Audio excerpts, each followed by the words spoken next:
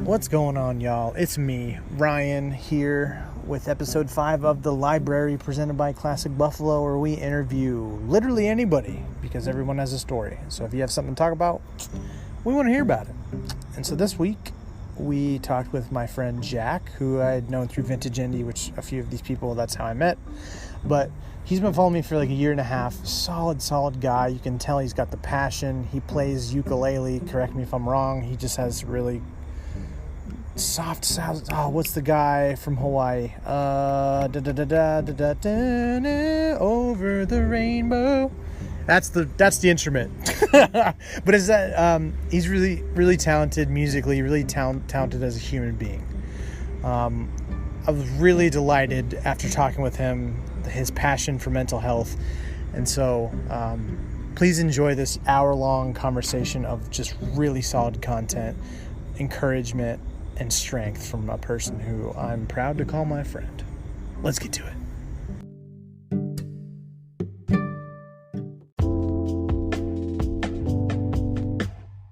What's up, You don't have man? to say more than once. Yeah. What's up, man? I'm doing pretty good. Feeling pretty fresh. Feeling pretty accomplished after today's goals. But I'm feeling pretty great. Yeah. Sweet. So you're joining us via Chicago, the Windy Yes. City. Fun fact, you know why it's called the Windy City? Do you really know the answer to this? As what I've heard from middle school knowledge, correct me if I'm wrong, but somewhere on, I guess, stock floors or somewhere in Chicago where business is being done, there were a lot of names being blown, energy being thrown, a lot of mouths going back and forth. Essentially, that's where the Windy City came from. Yeah, that's accurate, pretty much. All the business would flow through Chicago. Yeah, you got your Chicago card. Congrats. I'll mail it to you. Yeah, I'll take that card. Yeah. Sweet. So how long? So you born and raised, right? You born and raised in Chicago. I was actually born in Medellin, Antioquia, Colombia. I was adopted at 3 months old, so I wouldn't say born, but I was raised in the suburbs of Chicago, southwest suburbs, and I spent a lot of time in the city as a high schooler and as a young man. So that's where my Chicago comes from. You might hear it a little bit in the way that I talk. A little bit, yeah. A little bit of the A's, a little bit of the I's, but other than that, I'm just kind of a suburb kid. Yeah. Okay. So for the most part, you've got Colombian a background, but then you were born and you basically raised in Chicago. Did you go to Absolutely? Did you go to college? Did you graduate? Excuse me. The only reason I'm asking is, did you stay in Chicago? Because I know you're kind of in your 20s. Are you, or are you in your 30s? Yeah. So I'm 22 years old. Okay. I went to the University of Iowa for college. Spent about 2.5 years there, and then decided to come back afterwards. I decided I wanted to change what I want to do. Some of it has to do with the mental health stuff that we're going to talk about eventually. But I went to the University of Iowa in Iowa City for a couple of years, and now I'm a working young adult in the surrounding areas of Chicago. Yeah, that's basically it. Yeah. Oh, wow. Okay. So the best way to do this is chronological. Like, we'll get to that stuff. So let's go. You're born, let me do some quick math. You were in 97, 98? 97, you got that right. Okay, so 97. So born in 97 in Colombia. You were adopted at 3 months old. Yeah. What was the situation? And then kind of go through the adoption process, because that's a first-time story for us. I know we're early on in the series, but adoption is a topic that some people will never understand what it's like to go through the adoption process and either bounce from home to home or just in general deal with having a foster family. So talk a little bit about that and the process. And again, as deep or as shallow as you want to be, feel free to go there. Yeah. So I was born August 2nd, 1997. And I don't know much about my past, about my mother and my father. I don't know much about them, but I was put into an orphanage, La Casa de Maria, in Medellin, Antioquia, Colombia, and that's where I was until October 20th, where my mother and father came to bring me home. They spent about, I'd say, 10 days in Colombia, but they came back and they came back on Halloween. And my older brother, Robbie, who's also adopted from Columbia, same place, same city. I don't know the situation, but he was also adopted from there. And I remember coming home through pictures. Obviously, I was too young to remember. He was in a Cookie Monster costume to my grandmother and my grandfather. So I knew from those pictures and those pictures alone that I knew I was going to be into a family that I was loved and I was cherished.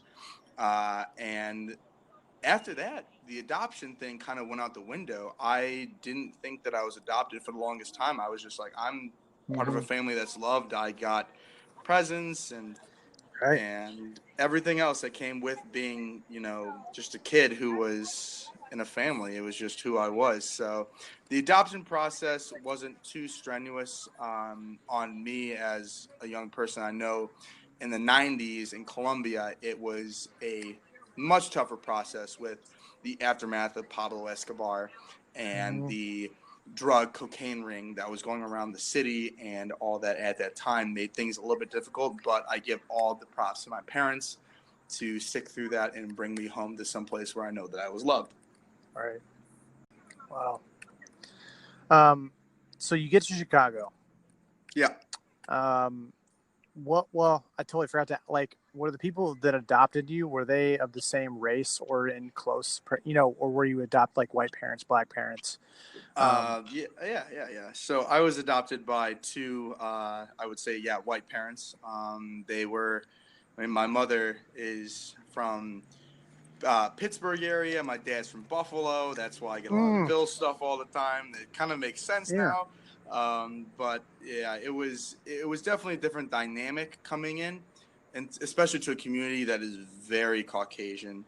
Very, I would say the community that I grew up in was incredibly affluent. Hmm.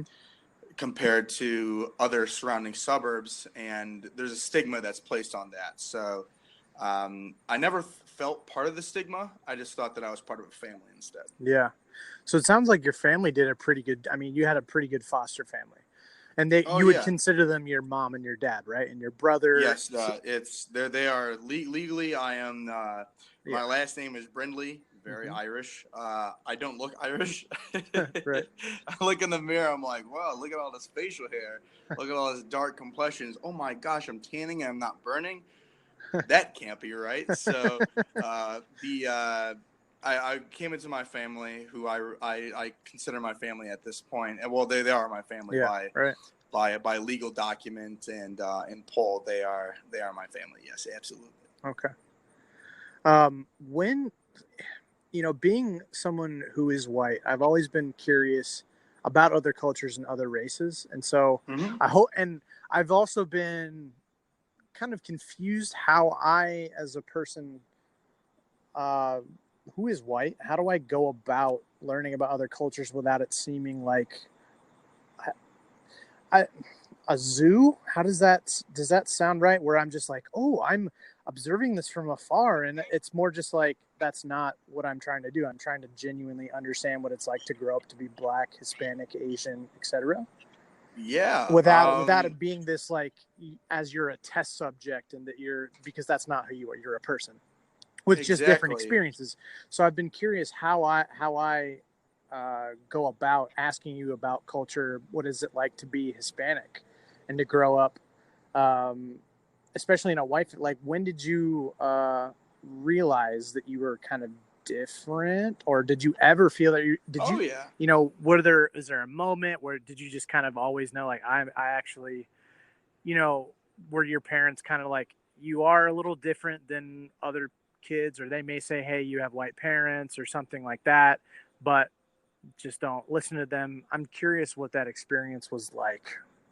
Yeah, absolutely. So when I was growing up, a lot of the barriers that I grew up with didn't exist in terms of race because for the longest time, I'll be honest, I was the only person of ethnicity in my Hmm. entire grade school class Wow. until I was in fifth grade, and then we had somebody who was black come into our class. I didn't know where he was from, but I definitely threw a lot of people for a loop because for the longest time, I mean, we can talk about like assimilation to culture and code switching and stuff like that. But I never code switched when I was a young boy because I didn't know anything different. I thought that I was like everybody else. Right. Granted, when I turned probably 12, 13, I started growing facial hair around my mustache area. And I was like, okay, that's way quicker than all these other people. This is way faster than I thought it was going to be. And it was noticeable because I had to shave when I was in 6th grade. I was like, ooh, yikes. That's not great. But for the longest time, the code switching or the more as in looking people like, oh, this is different. This is whatever. We didn't get a lot of that exposure. I grew up in, I would consider it, and a lot of people around this area will call it the bubble of this small bubble in DuPage County, whether it ranged from Westmont, where I live now, possibly even at Downers Grove, all the way to Hinsdale, Western Springs. And we didn't really get to experience a lot of stuff when we were younger in terms of other races just because it wasn't, there was no opportunity given.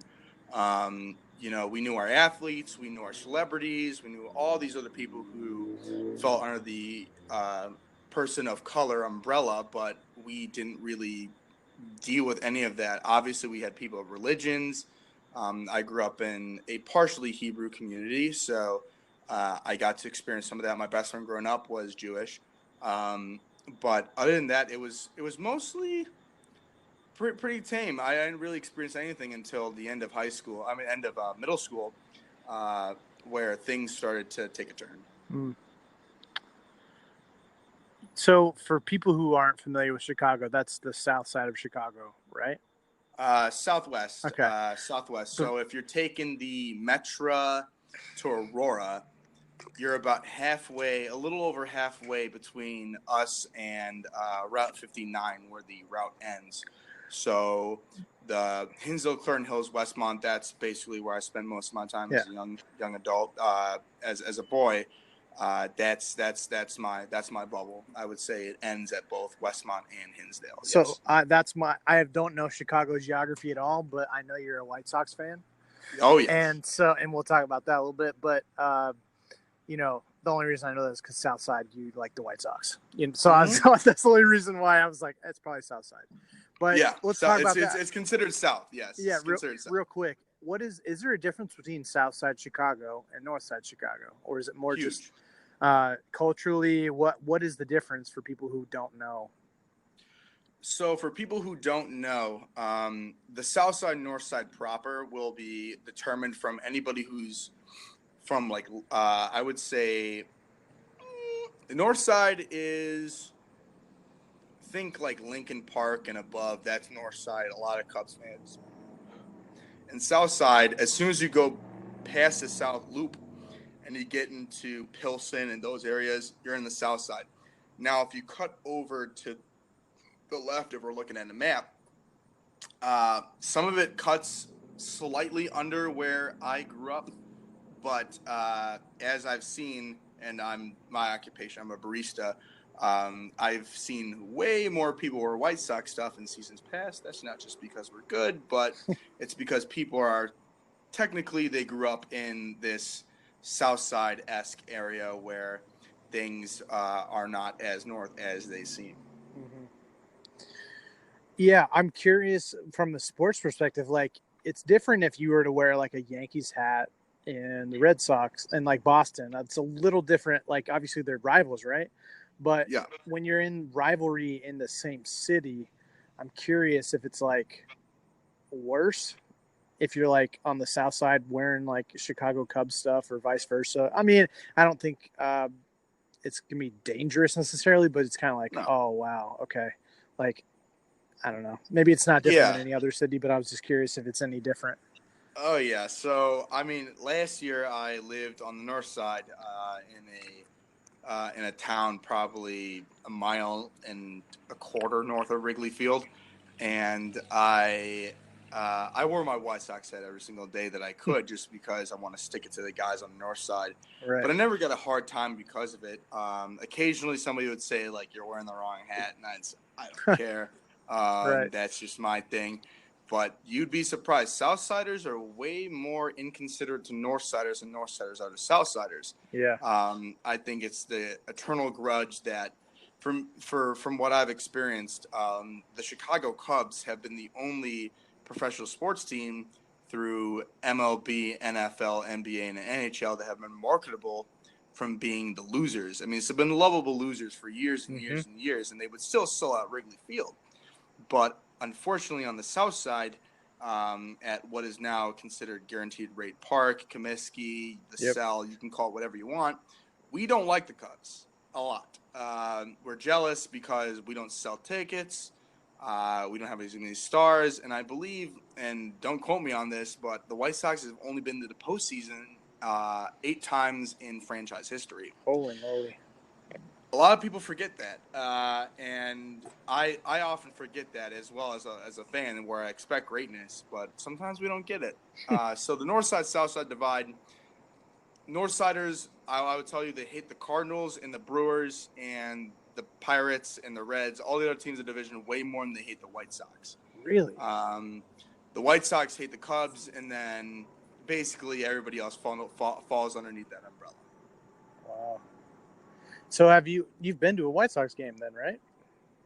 I go to about 11 a year. Okay. Like 11, probably more a year. Yeah. Okay. I absolutely love going.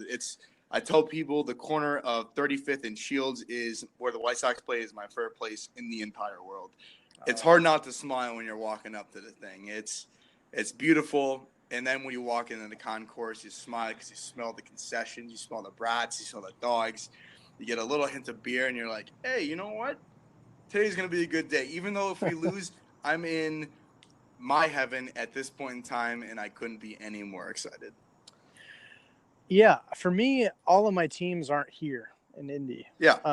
And when I went, and I get so much flack for being a Patriots fan, and for rightfully so. My family's from Boston originally, so that's kind of, and my dad got me into football, so I didn't really have a choice there. But like, I've never been to a Patriots game before, and I've never. And my basketball team, I was a Miami Heat fan because I grew up in Florida, and so I had never been to a Heat game before. So when I went, and then like, what's my other sports? But anyway, like my teams were never in the local, teams. And I never really, like, I guess I could go to a Pacers game, but nothing, crazy. I wasn't like super passionate about it. I'm bringing this up because I did go to a preseason Patriots game, and it was like everybody is like friends. Like, it's just like, because everyone's wearing like the same jersey, or they all like, you just feel like you can have conversation with anybody. Yeah. Or just like your home kind of. I don't know. It was so cool to go there, and because I went to Foxborough and like see all these people that it was just so cool. Like, so my question is, what is that like to have? It sounds like it's pretty fun where you can just like go and you feel like, oh, this is like, it's another home, and then you go with buddies or family and stuff. Yeah. Well, I play both sides of the story on this one. For White Sox games and the occasional Blackhawks game that I'll slide into, it's like a family. Like, I'll walk in, and I usually go with my buddies. Sometimes I go alone. There's nothing wrong with going alone to a baseball game, and you just feel like you're part of everything. I can sit wherever I want, and I can shoot the breeze with anybody. It doesn't matter. But on the opposite vertex, my father grew up in Buffalo, so I'm a Bills fan and a Buffalo Sabres fan. Now that, like you, I've only been to see the Bills play a game live once. That was preseason last year when they came to Chicago and played the Bears. Oh, yeah. That was, first of all, I'm probably never going to go back to Schroeder Field because it's so expensive. But the ticket that I bought was $9.95 in the nosebleeds grandstand, about 995 seats up. There were cobwebs in the seat next to me, but it was the first time I've ever seen the Bills play live. It was a preseason last of the crop. Yeah. Where it was a bunch of backups trying to make the team. And at least for me, I knew I wasn't going to see anybody that I knew, but for me, it was the most meaningful thing in the world to just sit there and be like, I'm watching the Buffalo Bills in person. Yeah. And a lot of people are thinking, oh, it's the Bills. I'm like, well, they're my Bills. So yeah, right. For me, it was a very big deal. I loved it, and I guarantee during your Patriots experience, going to a preseason game, it definitely meant a lot. Yeah, it did. Especially seeing the team in uniform, in person, the scoreboard, and you're looking down, and you're like, wow, this is real. Yeah, This is football. I got to see Tom Brady for the first time. He's my favorite player in like every sport, and he's like, because we were on the 50-yard line, like row 2. So I'm like, I can see like Tom and like better in my seats. Yeah, but it's like, and we had Tim Tebow at the time, so I'm like, and Tebow was I was a Florida Gators fan, so I'm like, I get to see Tebow, and I get to see Brady at this, like, I don't know, it was like so cool, and then obviously everyone in, yeah, it was so cool. But sports are just so interesting, just the way that just culture and how that can be someone's life, Exactly. Yeah. I mean, I'm looking at kids going into the NFL draft who are my age or even younger at this point. Yeah. Right. Yeah. So let's go. Let's jump back in. So we're around middle school, high school ish. Yeah. So let's talk about kind of one of those experiences that really made you go, okay, well, this kind of sucks. This is a thing now. Yeah. So in middle school, I'll be truthful here. I was kind of a little snot. I didn't want to do my homework. I was a very distracted kid. I wanted to just do my own thing, screw my parents, and do whatever I wanted. And at the end of my 7th grade year, they said, enough is enough. After a pretty bad incident where I lied about not being able to caddy one day because somebody else took my job, I made my mother pick me up. And she was humiliated to find that I didn't lose my thing to another person, and she made me walk home about 2 miles, which I deserved, I'll be honest. Right. And then they said, we're sending you to military school in Delafield, Wisconsin. Wow. That was difficult because it was going to be the first summer besides camps that I've gone before away from home. It was about 7 weeks, military style. So, fold your sheets every day, uniform, everything has to be folded, perfect, square, 4x4, whatever. And that was the first time I experienced racism in its rawest and most, in my opinion, unwelcome form. I had a couple guys who thought that it would be funny to tell me that they found out through introducing myself that I was from Colombia and that I wasn't I wasn't born to in my family, and I'd get taunted all the time that your birth mother didn't want you, you're a useless piece of garbage, bunch of racial slurs thrown my way, and I had never fought anybody until that age, and I remember I got into my first fight.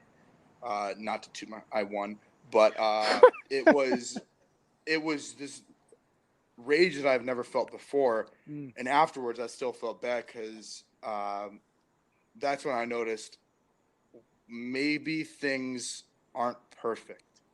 Maybe I'm not perfect, and that shadow of a doubt that came finally reached its I guess its climax when I left and I came back home, and all of a sudden life really wasn't as normal anymore. I got exposed to a lot of stuff outside of the bubble that a lot of these kids that I grew up with didn't get exposed to. So I packed it in and just said, I'll deal with it. And I didn't really deal with it until later in life. But especially my later middle school days is when I found out that maybe things might be different, and maybe my life might not be as perfect as I thought it was going to be. So, correct me if I'm wrong. So it sounds like you were kind of like, oh my gosh, everything's not sunshine and roses, and that other people can be really mean, but then at the same time, I need to control how I react to that. Exactly, that there's two aspects that, okay, what they're saying could be like really mean or really inaccurate or whatever, but I also have I have to control how I react to what they're saying. Exactly, but the controlling part wasn't. I mean, obviously, I fought somebody, that wasn't much control. So, but I thought to myself, things aren't perfect. That was the biggest thing I take away from it. I'm like, it made me, for the first time, it's like a dog looking in the mirror for the first time and realizing, oh, I'm a dog. Yeah. You know, it's Right. kind of an eye opener a little bit. Yeah. So were you in high school, like private school too, or was that just through middle school? So growing up, I went to public school. I went to public school through elementary and Mm-hmm. middle, and then through football, I got recruited to play football at a private high school, a little farther away from where I grew up. Yeah, about like a 20-minute drive, Okay. give or take on traffic. And when I got there, it was a breath of fresh air. I finally came into a school where I'm like, there are people who are black, who are white, Yep. who are Hispanic, Asian, Middle Eastern. It was all across the board. It was nothing like I've ever seen before. And I immediately thought, well, this is it. This is where I'm going to be able to make it myself. And I had all the confidence in the world. I unfortunately left a lot of my friends from my hometown, with the exception of one who is still my best friend today. But it was definitely a change, and I welcomed it at first with open arms. But then, we get into the mental health stuff, and a lot of the stuff that I don't feel like I could control at the time Mm-hmm. came into play. Yeah. You want to talk a little bit about that? Yeah. So growing up in it's a small school in LaGrange Park, Illinois. I thought that I was going to be fine and I'm going to live a normal high school career. Everybody paints a picture. You go to prom, you have a date. You go to Yep. homecoming, you have a date. All this different stuff. I didn't have any of that. I was a quiet kid, and it was mostly due in part, like, I played football all 4 years, and I played wrestling, and it was all great. Everything seemed great, but at the end of the day, I mean, if you're a high school and you don't get invited out Thursday, Friday, Saturday, Sunday, and nobody talks to you, things begin to take a toll.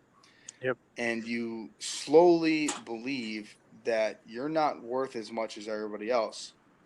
And there were most days when I would wake up and I would just say, kill me, I have to go to school and deal with everybody and everything, and know that at the end of the day, I know that I'm not going to be part of any of it.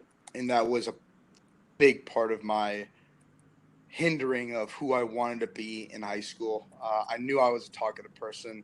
I knew that I had interest in all these things, but it was hindered because I didn't feel like I was up to it because all these people seemed better than I was, and I put myself in a box. A lot of people do this, as I've heard with people who deal with depression and anxiety. They put themselves in a box, say, you're not allowed out of the box, but just stay in it. No Mm-hmm. matter what, just stay in it. Because if you venture out of it, it triggers feelings of anxiety, depression, of you're not worth enough. Because once you realize you're out of it, it's like, okay, I need to come back. Somewhere that's not necessarily safe, but makes me feel like, at least at this point, I don't have to deal with it. Mm-hmm. Yeah. It's so easy well, I mean, people who don't understand what people with depression and anxiety go through, they just want to put you in a box so it's like they can shove you in a shelf so they don't have to deal with it. Like they want you to say like figure it out. They want you to figure it out. You become like a thing to be figured out than a person to deal with and like engaged in life with. You know, it just Absolutely. becomes frustrating. But um, I can sympathize with the prom thing. Yeah. In high school, like, well, so I moved from Florida to Indiana in 2006. So right before my seventh grade year. And so like, I remember having a panic attack my first day of school for seventh grade because I didn't know anybody. I'm in this brand new school and I didn't know how to make friends and like all that kind of stuff. And then like I from then on I became a chameleon. So to make friends, I would talk differently. I would Mm-hmm. say different things. I would do whatever it takes so that I could be around people who, okay, now I said that one thing, now they're laughing. Okay, I'll be able to hang out with them later. I played football, and then when I quit football, I lost all of my friends.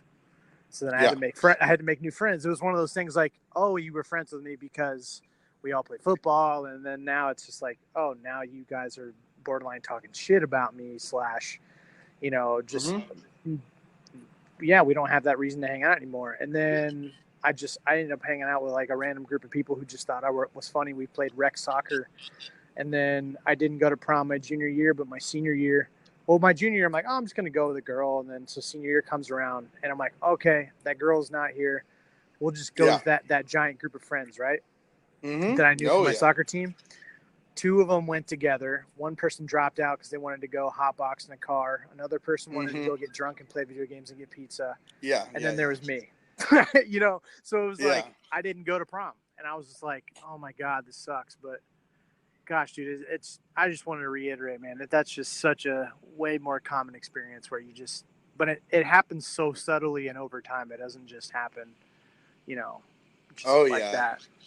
Yeah, it's sometimes it's all of a sudden it's like prom's supposed to be perfect, and they realize like your buddy wants to go smoke and toke up, and your other friends are drunk, and everybody wants to do their own thing, and then you're like, well, what's the plan? Yeah, exactly. And then you look around and nobody's gonna respond. And you're like, well, I guess I'll go fuck myself. Right, exactly. Like it's a lose-lose situation, honestly. Right.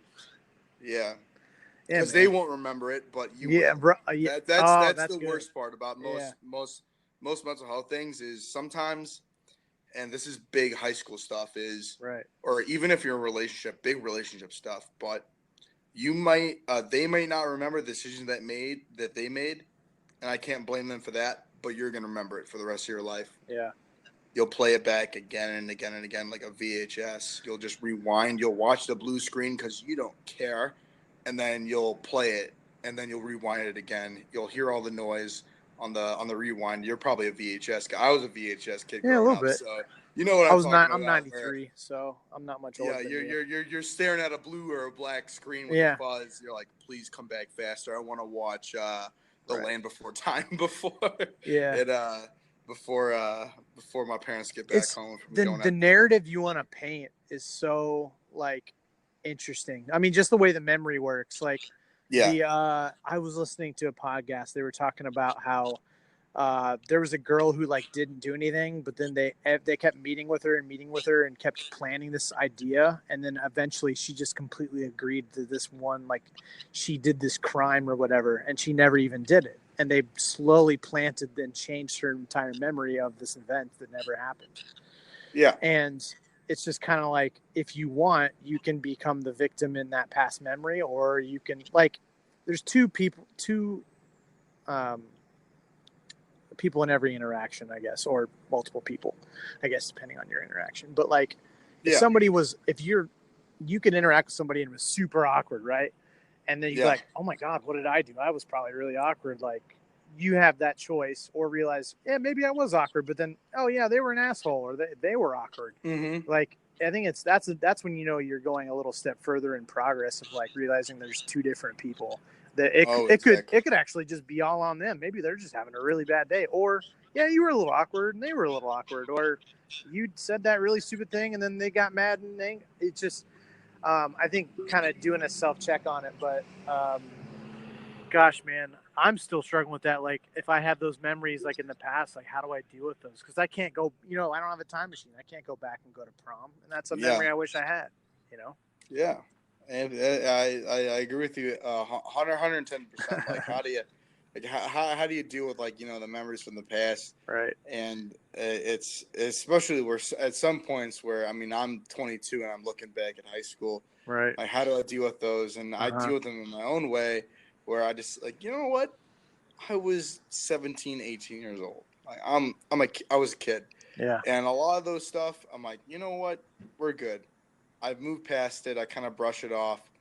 For example, you're a Tom Brady guy. Tom Brady's had 20 years in the NFL. He's nuts. He's done everything. He's had a couple pretty bad games, honestly. I remember some pretty bad Brady games growing up, but he's still going because he just kind of brushes it off. Hopefully Baker Mayfield and the Browns can do the same thing, but that's another story for an entire day. But I just think about a lot of past stuff, and trust me when I say this stuff, for a lot of people out there who are dealing with mental illnesses, it's not easy to get to that point. If you're working to that point, I commend you unbelievably that you are trying to get to that point where things become the past and they don't become memories that affect you day by day. Right. It's definitely difficult, and everybody out there, like if you're listening, you're literally dealing with that right now, like the grind and the grit. You're doing a really good job because it's not easy. It's like biking up a hill where you can't see the overpass of what's beyond the non-looking view, and you just try your best, and eventually you're gonna get there. You're gonna get there. It's gonna suck. I did it today, but uh, trust me, you're not alone in that experience. Everybody, not everybody, but there are a lot of people who are there with you in that moment who have thought the same things. And trust me, you're gonna be, if not okay, you're gonna feel something else, whether it be a different kind of sadness, which is unfortunate for me to say, but it also might be positive. So why not take that gamble and keep pedaling? Yeah, man, that's really good. I'm sure somebody needed to hear that. And I've talked about in the past episodes of just like, even if one person listens to this and they had a better day, I'm doing a good job because I don't need to monetize this. I don't need to. Okay, I need to talk with the doctor of mental. I don't know. That'd be kind of cool to talk with somebody who has a PhD in Yeah. mental. But you know what I'm saying? It's just like I don't need to. I just want to talk with people that, with everyday people, and because some people, like I've already talked to the guy and he's like, I don't know if I want to do it because I don't have anything to really share. But I'm like, I actually secretly want to do this even more because I'm sure there's like, because subconsciously they've started to learn or think that they had nothing to share or they're not important or whatever. But then obviously the person who's having a really shitty day and then they get to listen to you hear them say, like, for all we know, like they've been going out every weekend trying to make friends or just going, and it's like they keep failing and failing and they're like, oh my gosh, I'm such a failure. And then you just said that and they're like, oh, I'm actually a little bit better than I thought. Like I'm a little bit farther. Just little moments like Yeah. that are really cool. So I thank you for Oh yeah. just saying that. You know, it's a little thing, but it goes a long way. Oh yeah, trust me. Little things go the longest. Trust me. I'm fully aware of. Well, like both you and I agree that the little things, especially, no matter what it is, and I can get into it later a little bit, but Yeah. on how I deal with it today. But little things, oh man, Right. it's for me, it's the biggest. So Right. yeah, it's awesome. Okay. Yeah, So fantastic. so we're almost to kind of current day. So we're like getting through high school. Yeah. You know, you're playing football. So did you get any offers for college? Kind of go through the whole like your decision to go to Iowa, kind of that basically junior senior year, and kind of like, all right, and then I chose Iowa because of this or that, and Yeah. kind of Yeah, so yeah I that visited a bunch of colleges. I applied to probably around 13. I got into 12 out of the 13. The only school I didn't get into was Purdue. I got into. I mean, I'll just throw some names out there to give people an example of like I guess who I am, like Arizona, Cincinnati, Michigan State, Iowa State, Dayton, a bunch of those kind of schools. So I was interested in big sports. I've always wanted to go to Big Ten school. My dream school is Michigan, but my high school GPA and my ACT score couldn't vouch for me at that point in time. So I decided after visiting to Iowa, I was like, I love this place. I could not wait to go there. And it wasn't one of those experiences where you go with like an older sibling or a good older friend where you get drunk and have a good time, go to yeah a frat party. right It was just a visit with my mother. And I fell in love with the school. I imagined Iowa as this flat, plain place, which if you want to go to Iowa State, go there. But a little bit of shade before we play them this week.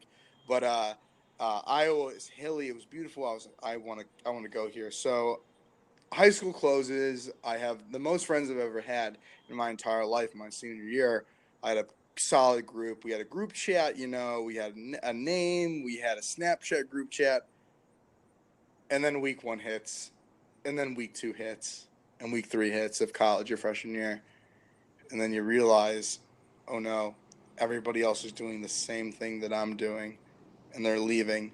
mm-hmm. And a lot of people move on from that. It's just what happens in college. You get a bunch of friends, you get a bunch of buddies, you do your own thing. But it hit me because I have sentimental relationships with all those people. Um, and it stinks because a lot, except for maybe two, I think at this point, I still talk to. And it took a toll on me for a while. Like I joined a fraternity. I had a good time. I was social chair my freshman year. I did a bunch of really cool stuff. I got to party, have a good time, drink a lot, enjoy college for what it was. But this inkling in my mind felt a little bit of guilt.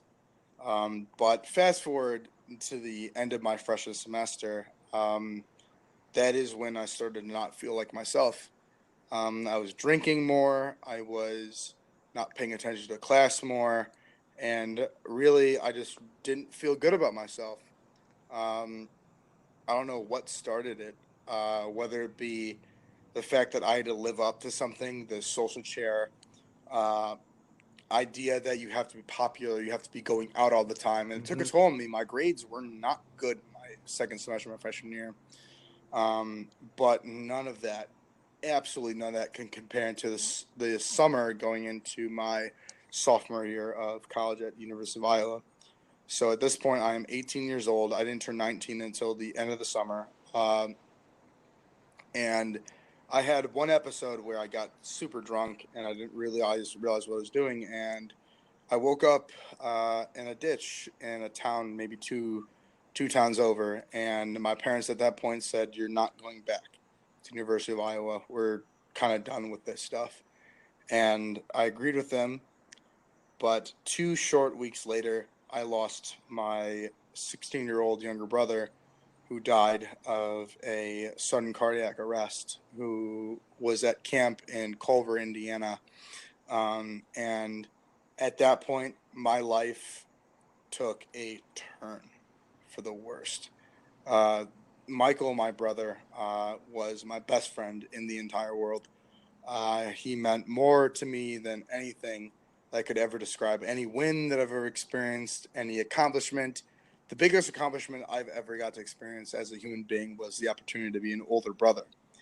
And I lost that when he passed away.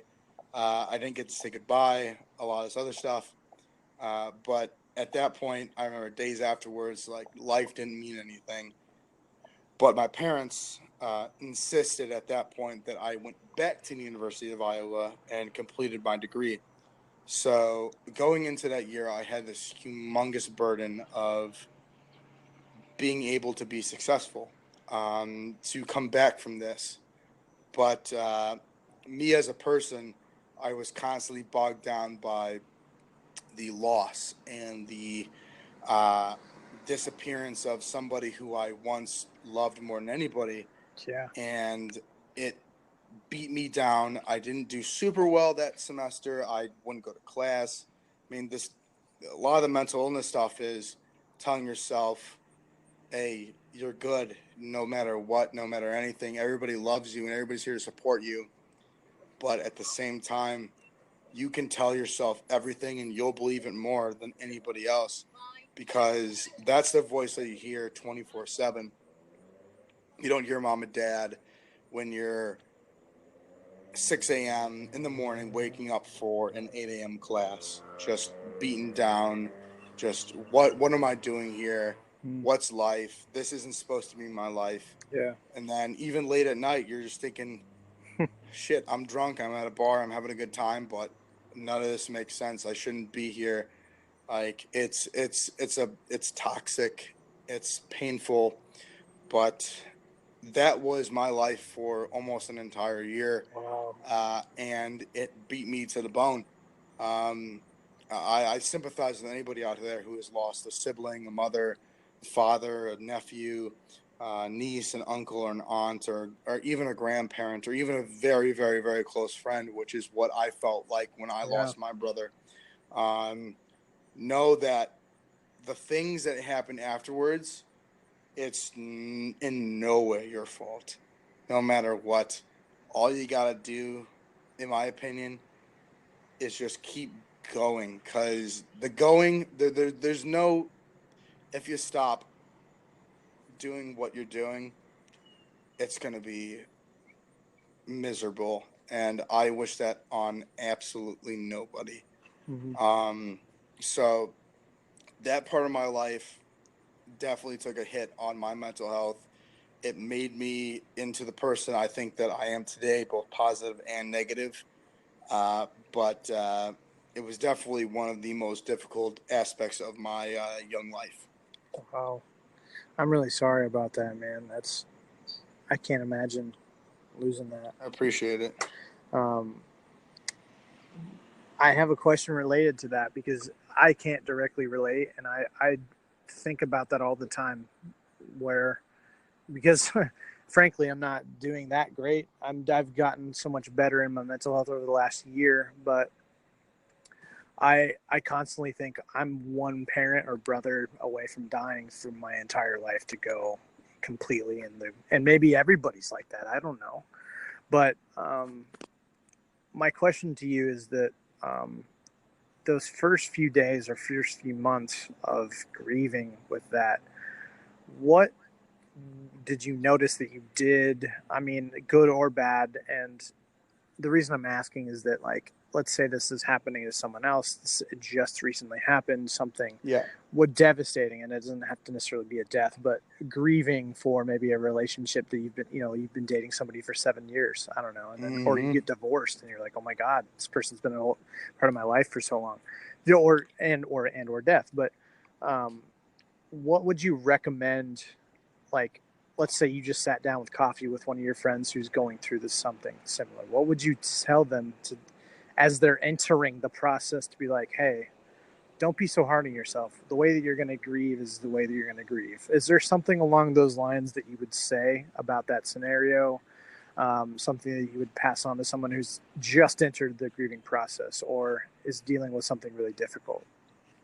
Yeah. So knowing what I know now and the amount of time I spent in therapy and working with friends and doctors and medical staff on this whole entire situation, one of the biggest things that I can say, and a lot of people will not, well, they'll struggle to relate with this because I knew that I did, that things are one, you're going to be okay.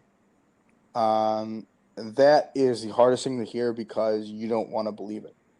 The second thing that I would say is smile as often as you can. Um, I am a person who thrives off of expressing emotion. Negative, positive, mostly positive, but the ability to stop at least once in your day, no matter where it is, and smile makes the world of a difference. I luckily have somebody who she'll probably be listening to this. I get a text that says good morning every morning, and it makes me. I tell people it's the easiest smile you can have during the day. Luckily, I have somebody to do it, but if you don't have somebody to do it for yourself. When you wake up in the morning, the first thing you say before you look at your phone, before you check the time, just deep breath through the nose, out through the mouth, and then just from ear to ear, good morning. It's hard to say good morning without smiling. Trust me, it is. And that makes the world of a difference, especially if you're walking into a world where it is different. Um, I tell people that all the time. The world's going to be different no matter where you wake up, but the difference that you can make is starting your day with a little bit of positivity. I do a lot of not podcasts. Oh, I listen to a lot of podcasts when I wake Mm-hmm. up. I'm a football sports guy, so I listen to a lot of that stuff. But Yeah. I listen to a lot of music. I'm a music guy. I would recommend for a lot of people playing music, and I cannot stress enough: don't play sad music when you wake up. Don't do that. It's forcing emotion into your life that you don't need. Trust me, if you are somebody who is stressed, who is sad, who is dealing with depression and anxiety, sadness is the last thing you want to deal with. And I know that it feels good sometimes to deal with those emotions, but only in proportions and portions. like anything in life, you have to deal with things in the correct way, no matter what. And incorrect. Well, I mean, when I mean correct, I talk about like portions. Like don't when people are dieting, Yeah. they say don't eat more than your fist. Yeah. When Yeah. I tell people, I'm like, if you're feeling sad, don't listen to more than maybe one or two sad songs a day. Don't make it a habit. Yeah. The best thing that you can do is deal with things in proportion. Take things slow. Know that things are going to hurt, but don't overwhelm yourself. I mean, if you try to start a car after it's flooded, it's going to still be flooded. So don't try and continue to do the same thing. Um, it's hard to hear that for a lot of people. I know a lot of people might be saying that's not true. I have to be in solitude and drown myself in emotion. I want to let you all know that you don't have to do that. You don't have to do that. You can by all means, and if you think that you can do that and be honest with yourself, if you can, then you can. If you can't, then you don't have to listen to my advice, but maybe try something different. That's my thing on the at least the beginning process of grieving after a relationship or depression or anxiety or things of that nature. That's great, man. That's really good. I'm gonna have to try that out. The good morning, because it's so funny and true. Yeah. Yeah, Really it helps. It makes the world of a difference sometimes in a especially in environments where you are contingent to honestly the same old. I mean, you're working might be 9 to 5, paycheck to paycheck, life to life, yeah. but the simple expression of good morning, no matter where you say it at the end of the morning, I mean, it's almost impossible not to split the lips at least and see a little bit of those pearly whites that we like to call teeth. Some people call them a smile. That's funny, man.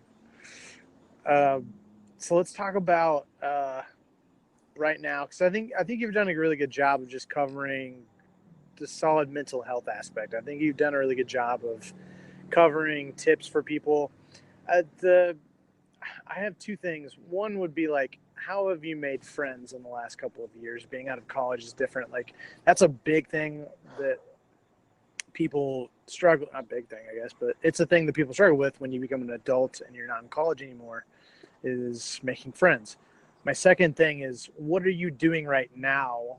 How does that fit into that? And kind of talk about what are your hopes, your dreams, and stuff. And I have a few specific questions about that, but that I think are cool to point out. But just talk Yeah, about kind let's of what you know, like right now, and what are you trying to do in the future? What are your hopes? What are your dreams?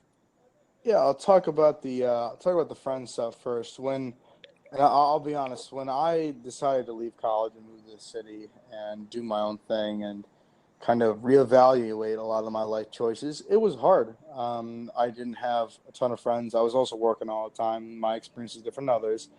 But if I have any advice to anybody on that part, at least, is if you're going to be alone for a little bit, learn to love being alone because there are a few instances in life where you get to be alone and doing your own thing. I had roommates, but I spent most of my days on the red line, walking, riding my bike, doing my own thing, kind of in my own thoughts.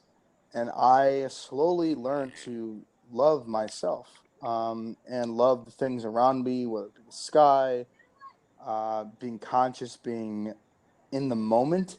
Uh, so I would tell people who may be approaching the stage of their life where they're the lone guy, that that's okay. And honestly, it's an opportunity.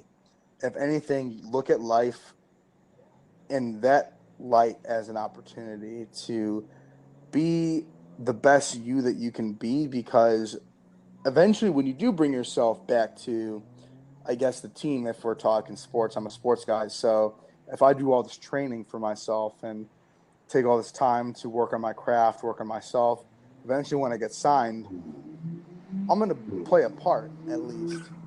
And I'm going to be part of something. And if you tell yourself that, then people are going to realize, oh, hey, you like this, you like that. Oh, that's awesome.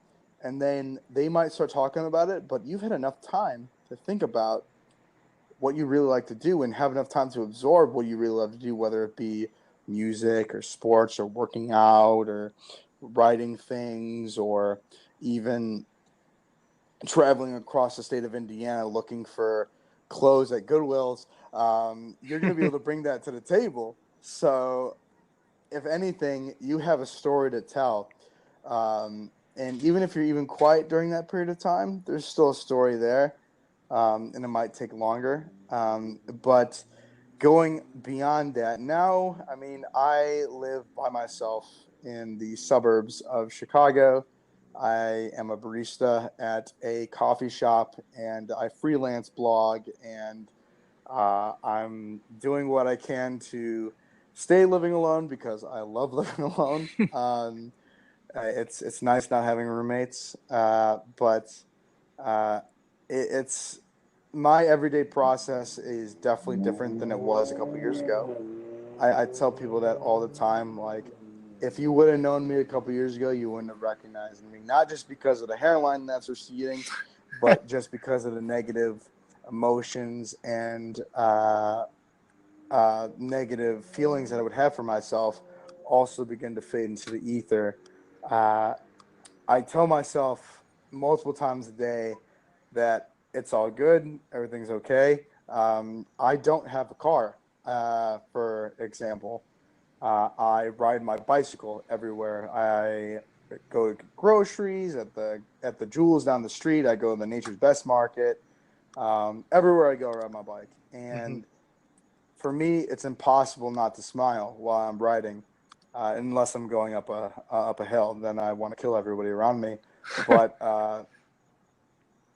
the sheer fact that I can find at least one thing during my day where I know it's not just going to be a smile that's 10 minutes, it's going to be a smile that's going to be probably 30 minutes. I absorb that and I enjoy it. I tell people all the time, enjoy the human experience because it's something that is unlike any other. And if you want to go factual, it is. Only humans get experience the human experience of Right. loving other people, of experiencing sadness and anxiety and depression or joy or envy or greed sometimes. It's all part of who we are, and there's no reason to be ashamed of it. It's just who we are. But the human experience is what makes us who we're eventually going to be. And I feel that it's something that people rob themselves of because of expectations. Throw expectations out the door because I have a loving mother and father. I love them both very much. I hope they do listen to this.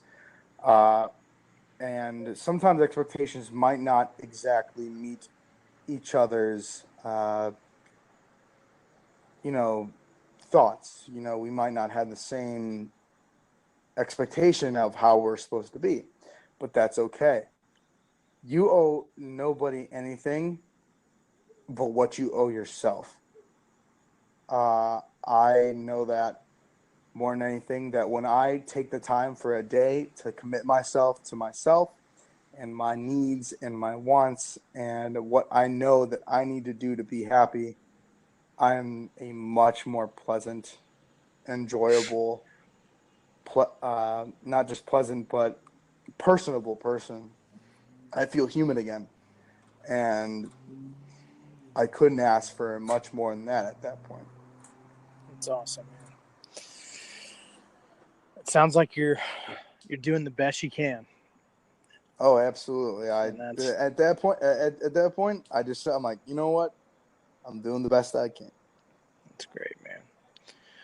Let's end on a thing I just thought of off the top of the dome. I want you to pick somebody, whether it's your mom. I'm guessing the girl would be your girlfriend, but anybody, and I want you to say something to them in this, and I want you to tag them in it. You don't have to tag them on Instagram, but just and then show them it, and kind of take a couple sentences or whatever, and just talk about how much they mean to you talk about something like that, where, yeah, make a little message for him. Okay. Well, I'll talk about this girl. She's not my girlfriend.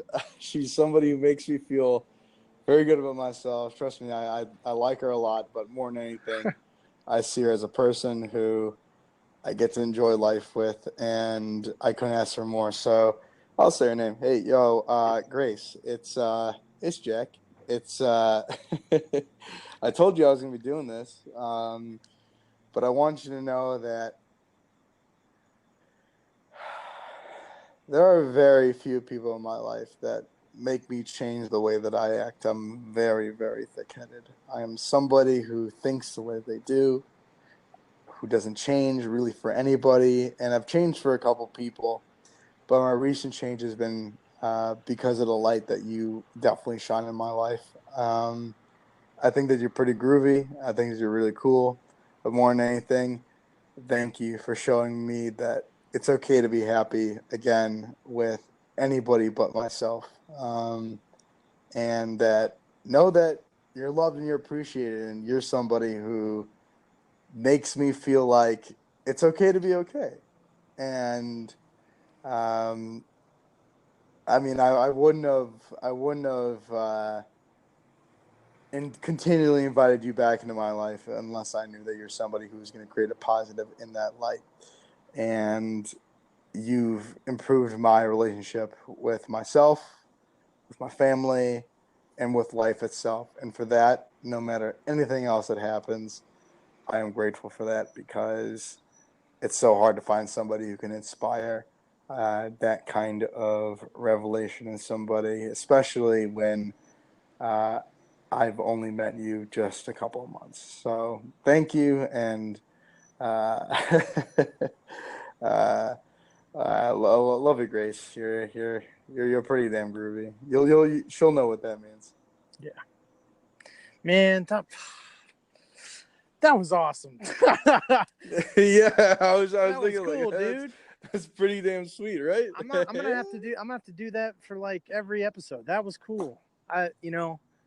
Man, I've really enjoyed talking with you. I know we've been kind of known each other for a little bit over Instagram and stuff, but like you're a really solid guy. And I'll talk about it in the debrief. That's my other thing I'm doing is I talk with people, and then at the end I kind of give like a 5 to 10 minute wrap up of praising how awesome you are and things I Yeah. notice and how I empathize or whatever with what you were saying. Oh, you'll hear. But dude, Yeah. you're freaking awesome. I'm really glad Thank you. that we've met, and I can't wait to keep up with you and support you and in any way that I can, man. You have so much strength, and not letting diversity or just not letting adversity Mm-hmm. kind of hold you down, and that you've gone through a lot of stuff, and then you've really fought to say like good morning to your future. That you are able to be there with yourself now and say like I have these hopes and dreams, but like I'm just going to focus on right now, and I have these really good things in my life. I've also got these really hard things, and this is where I'm at. I'm here. I'm up to bat. I'm up to bat. Mm-hmm. So Yeah, absolutely. yeah, man. We'll stay in touch. Obviously, you're an awesome guy, Obviously, man. yeah. So, but yeah, that's all I got for this episode. Yeah, I mean, to all the people out there, the only thing I have left to say, I guess, to end this little thing is a little line from Chance the Rapper, my guy. He had a line, listen to 5 Year playing off of the big day, and it's he says, "Hey, you, that's the back in the back. You deserve a plaque and a pat on the back." That's all I can think of when I'm having a bad day. I'm like, "Hey, you back there. Yeah, you there that nobody else saw. You right there. You're fucking good. And hey, here's this pat on the back. You're good. Like, don't worry. Like, everything's fine. You're doing the best that you can."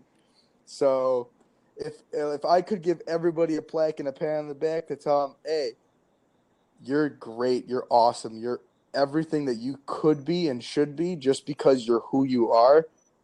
Hey, man, that's a pat on the back. That's right. That's right there. Yeah. So take that, and if you don't have anybody else to do it, I do it to myself every day. So it feels pretty dang good. Awesome, man. You capped it. I couldn't have done it or said it any better. Awesome. All right, man. Well, I'll talk to you soon, all right? Sounds great. All right. See you, man. See you.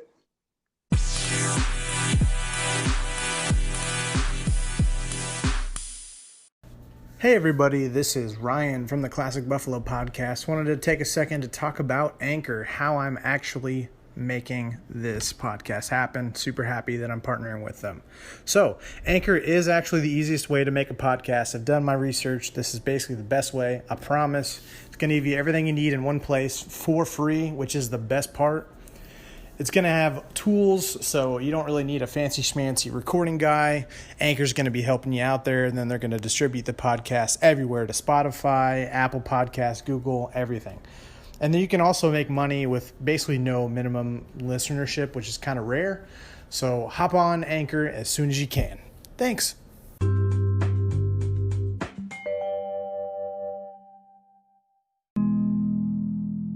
So we just got done talking on the phone. This is the longest one we've done yet, but didn't feel awkward, didn't feel forced. An hour full of goodness. Jack, thank you so freaking much for hanging out with me on the phone, man. I really liked that last segment I did, where like getting people to talk about someone they really enjoy and they have to shout out, and then they have to basically just show them the recording. It's kind of like, that's kind of cool, because like, man, we always have roses for people when they're gone. I heard somebody say that the other day, and that like, why can't we just show their appreciation while people are still here? There's so many people that have directly impacted maybe like a recent change, or there's so many people that have impacted us in an even wider scale that like, I just need to hear that, especially if their love language is words of affirmation. Man, that's a huge opportunity missed out on. But dude, shout out to Jack.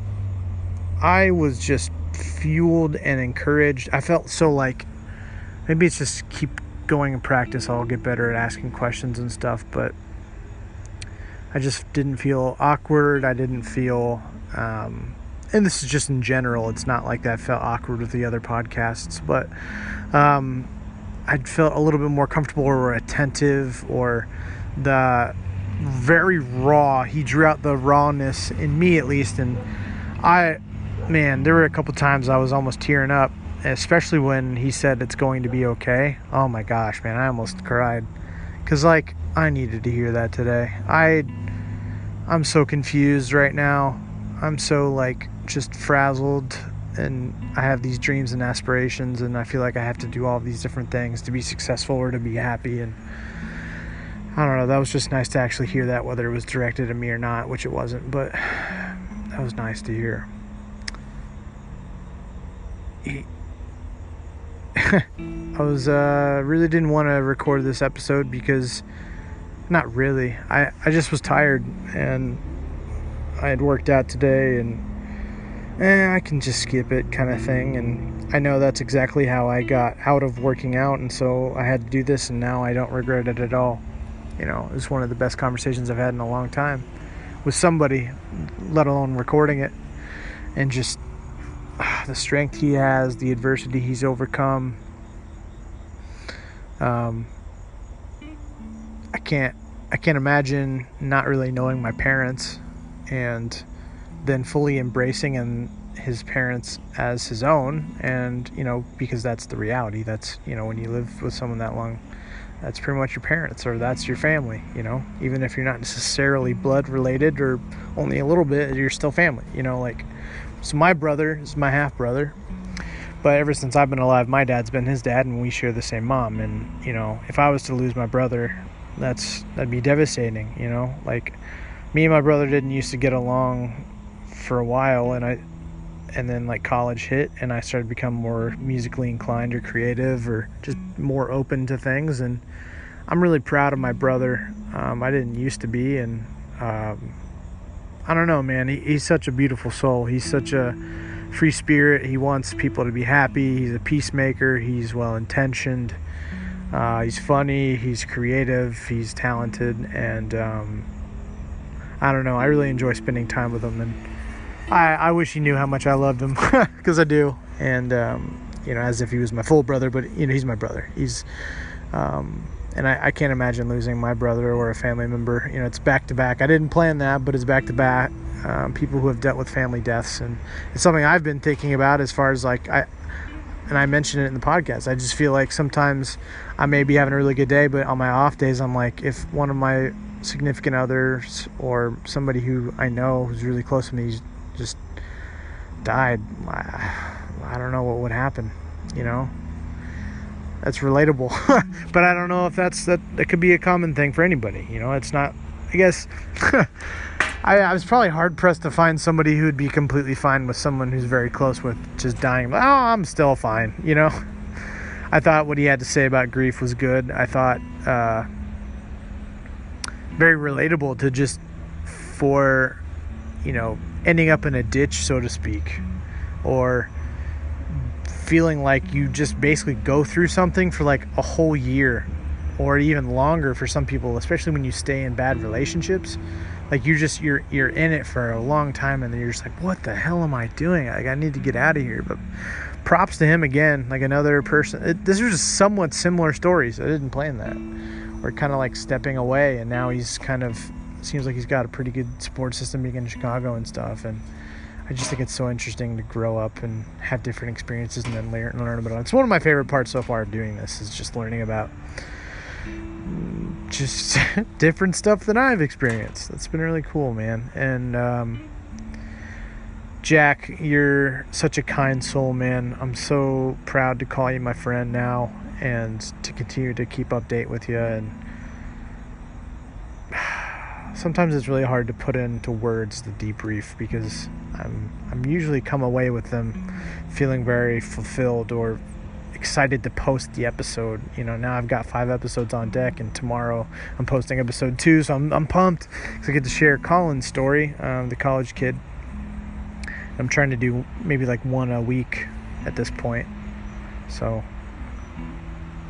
yeah, I don't know, man. Every time I do these, it's like really fulfilling just to listen and like get to know people, and then they're vulnerable, and I'm a safe person, obviously, and I just know there's going to be somebody who listens to this. It's going to be like, oh, that really helped me today. That's going to be so cool. Anyway, hopefully we'll have another episode soon. And I'm so glad you're alive. I'm so glad you're listening to this. I love you, and I will talk to you soon. Bye.